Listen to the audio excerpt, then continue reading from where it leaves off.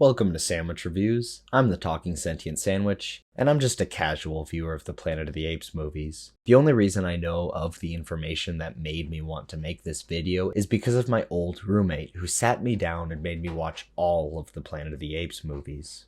And sure, I had seen the first, so when we watched it, I remembered all of the iconic moments that spawned the franchise, and I wasn't surprised to see a sequel that was made from it. But then we watched another Planet of the Apes movie after that, and then another, and then another. Because as much as you think you know everything there is to know about the Planet of the Apes franchise, there's so much more. Though the budget and quality drops with every movie, there are bright spots throughout. From Beneath, Escape From, Conquest Of, to Battle for the Planet of the Apes, these sequels get crazier than the last. And while I want them to tell new and original stories, this is the internet, so let's speculate about the newest Planet of the Apes movie by asking questions related to the original series. With that in mind, I only really have two questions to ask. When are the astronauts going to come back? And when are we going to see the lizard people? There is, of course, the first movie, which stars Charlton Heston and two other people as astronauts who travel through deep space. In the novel, the astronauts find a planet orbiting the star Betelgeuse, and I don't remember if the planet or solar system is named in the movie, but the important thing is the planet is inhabitable. Going down to investigate, the three find a civilization of apes and all hell breaks loose. By the end of the movie, we find out that the inhabitable planet that we have been on was in fact Earth,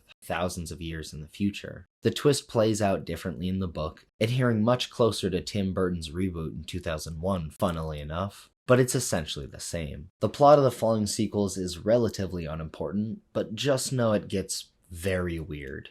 Charlton Heston initially wasn't going to star in it, so some other square-jawed guy replaces him. Then, Heston decided he did want to be in the movie, so they rewrote it with him now involved. Yet, instead of starting from scratch, they elected to keep what they had and tried to stitch these now two movies together. Luckily, it isn't completely obvious that that is the case, but it isn't a great movie because of it. However, with the first sequel, we got one of the weirdest, most unhinged aspects of the entire series. Through some events, we find out that at the center of the Earth is a race of telepathic mutants irradiated by a nuke that they worship as their god. We don't see too much of their civilization thanks to the budget, but what we do see of these mutant lizard people is very cultish. If you think that's crazy, the movie ends on an even more deranged note.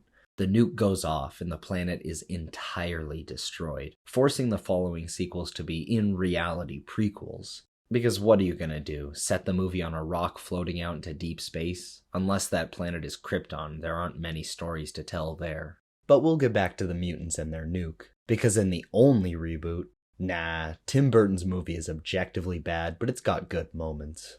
But the better one does a lot of things right. Telling a new story about the ape that started this uprising was incredibly interesting. Also, I know Caesar is technically from Escape and Conquest, but this is basically a new character, especially since that guy went by Milo at one point. Though as much as I like Rise of the Planet of the Apes, I think its two sequels are much better, which isn't something you see very often. I prefer Dawn, but from what I remember, War is just as good. But sadly, I'm not here to talk about those two movies. Instead, I want to talk about one small Easter egg that they left in Rise. We see two astronauts, possibly a third, going on what is said to be Earth's first manned spaceflight to Mars. Other than the expedition being named Icarus, not much else is given as far as who these people are. But more interesting than that, we learn on the news, or at least it is implied, that their spaceship is off course and is now flying into deep space. Sure, it would be fun to just imply that they might be out there, leave a fun Easter egg for the audience, and that's that. But studios want to make money, and nowadays you do that by making a franchise. So let's bring the astronauts back. Maybe not in Kingdom of the Planet of the Apes or even its reported sequels, but I still want to see them. This isn't the kind of movie that has post-credit scenes, but imagine if they did that.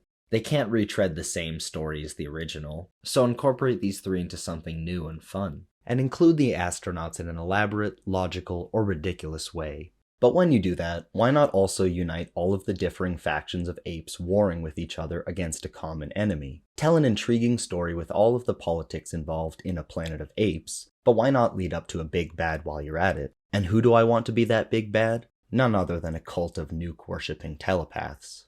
it doesn't fit the serious tone that the new movies have been going for, so it would have to be seeded and foreshadowed incredibly well, but I want to see the lizard people again. Like I mentioned before, I'm not sure if retelling the same story with these people is the right way to go about it, but I still want to see some sort of tale involving this cult. The more I think about this telepathic super race being the villains of the Planet of the Apes franchise, the more I really like it. In true Planet of the Apes fashion, make one or two of them sympathetic or even on the good side so the themes can be driven home as per usual. It seems arbitrary and almost ridiculous at this point to include a plotline like that, but I think that's the most important thing about all this, because when young kids watch it, that's the lesson they learn, knowingly or subconsciously. The kind of religious tones that a story with nuke-worshipping mutants would require would call for a very careful hand to tell, but I think it could be amazing. If you want to go full tilt, destroy the planet at the very end. I know that goes against everything I've said in the video so far, to prioritize franchising and making money, but I also like bleak and definitive endings. In fact, I think I prefer that artistic mindset to the greed mindset, but that's just me. While the lizard mutants are much more of a shot in the dark, I'm at least 75% sure that we'll see these astronauts again at some point. So the only question we have left to ask is, when are they coming back? Thanks for watching. Make sure to leave a like, subscribe, and enjoy a delicious sandwich.